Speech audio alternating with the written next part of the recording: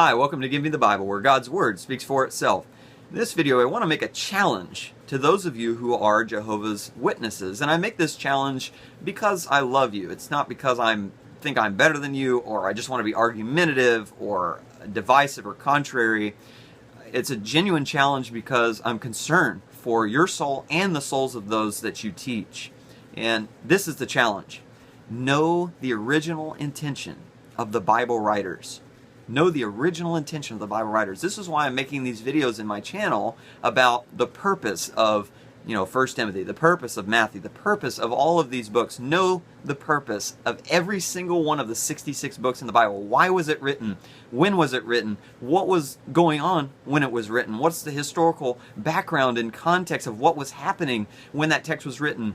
This is so important. I challenge everybody to do this, not just Jehovah's Witnesses, because this is the key to understanding the Bible's teaching. But I'm particularly calling out Jehovah's Witnesses in this video because this, in my experience, and I've had quite a bit of experience talking with Jehovah's Witnesses, this is not what you all do.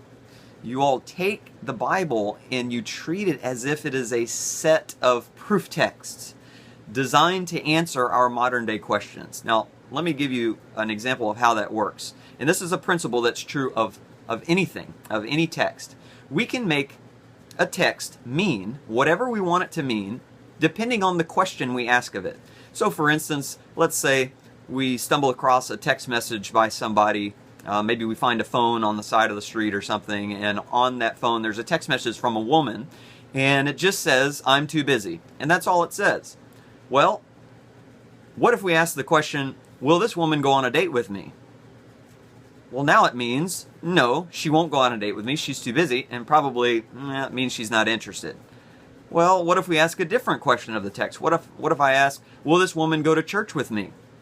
Well, now she's maybe interested in going on a date with me still, but she's not spiritually minded at all. She's too busy to go to church. She's too busy to put God first. So you see, depending on the question I ask of that text, I can change the meaning. I can change what that text actually means and what that woman is actually trying to say to me based on the question I ask of it.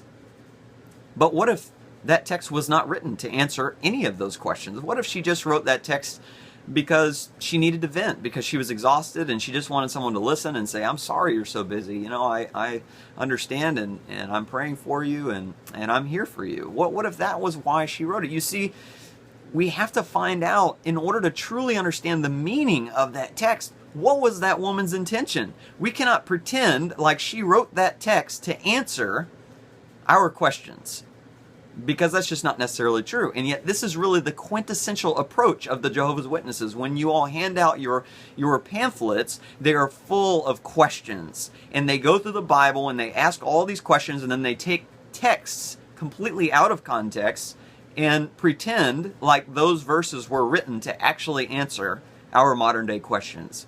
And it's just a disaster in so many ways. And I'll give you a simple example.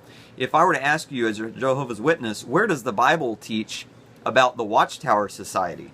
Now, for those of you who don't know, the Watchtower Society is a Jehovah's Witness organization that produces their literature, and they believe that this is actually teaching from God, that they're God's organization doing God's work on the earth by spreading this teaching.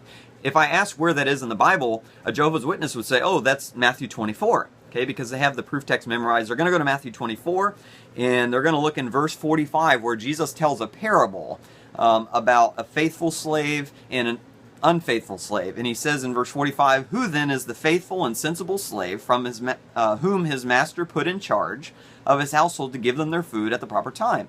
Blessed is that slave whom his master finds so doing when he comes. Truly I say to you, he will put him in charge of all his possessions." And then he starts talking about the evil slave. Now, there is nothing in that text about the Watchtower Society, but what the Jehovah's Witnesses have told me many times when I'm talking to them, and you can even look this up online, is they say that the Watchtower Society is the faithful and sensible slave in verse 45.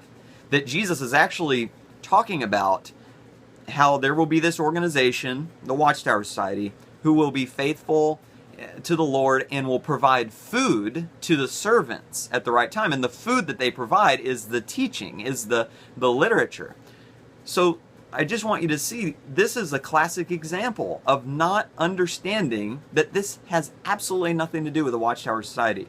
You cannot get that out of this text at all if you're honest and you ask, what was the original intention of Matthew? And this is what I ask Jehovah's Witnesses. I'll ask them, do you know what Matthew is about? Do you know why this book was written? Do you know what Matthew chapter 24 is about?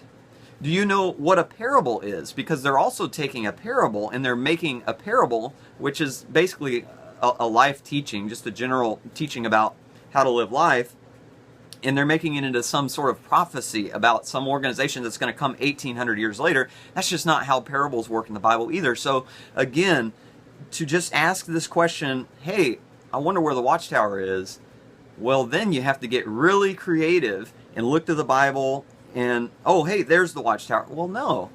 Jesus hasn't, if you ask Jesus or if you've asked Matthew or if you ask any of the Jews that were there at that time, they would never, ever get a Watchtower Society out of this verse, out of this passage. So please, please stop doing this. Please stop misleading people into doing it as well.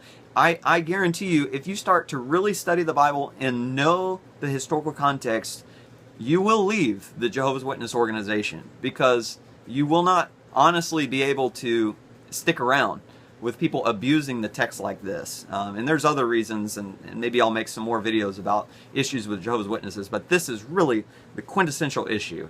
And I sure hope that this is helpful and that you'll take a new approach to studying God's Word. And I'm so thankful for your interest in spiritual things, and Lord willing, I'll see you in the next video.